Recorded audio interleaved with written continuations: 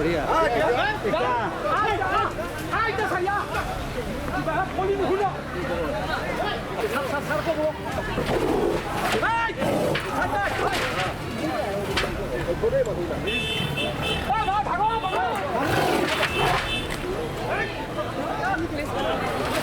Please please please please হ'ব হ'ব মিডিয়াখিনিকো কৈছোঁ গাড়ী গাড়ী গাড়ী বেক বেক বেক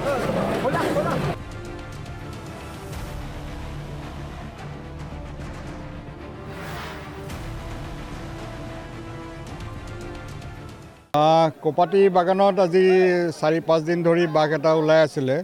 আমি বাঘটো প্ৰথমতে আইডেণ্টিফাই কৰিলোঁ কেমেৰা বহাই পেলাই। তাক আমি T5 বুলি আমি চিনাক্ত কৰিলোঁ, T5 ফিমেল।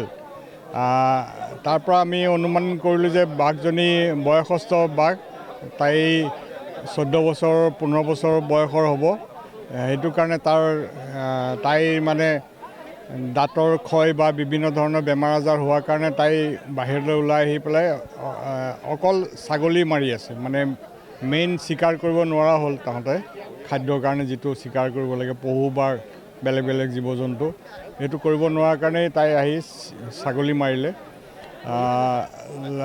আমি মুঠতে 4টা ছাগলী তাহাঁতে মাৰিলে, এতিয়ালৈকে নিধন কৰিলে। তাৰপিছতে আমি কেমেৰা বহাই তাৰপিছতে আমি ট্ৰেপ বহালোঁ, পিঞ্জৰা বহালোঁ 2টা জেগাত। যোৱাকালি আজি ৰাতিপুৱা 2-3টা বজাত সি পিঞ্জৰাৰ ভিতৰত সোমালে। এতিয়া আমি তাৰ স্বাস্থ্য পৰীক্ষা কৰি চিৰিয়াখানা লৈ যাম। চিৰিয়াখানাত আকৌ স্বাস্থ্য পৰীক্ষা কৰা হ'ব। যদি সি সুস্থ বুলি ভাবোঁ তেতিয়াহ'লে আমি ইয়াত আকৌ ওৰাঙলৈ লৈ আহিম, নহ'লে চিৰিয়াখানাতে তাৰ চিকিৎসা ব্যৱস্থা কৰিম।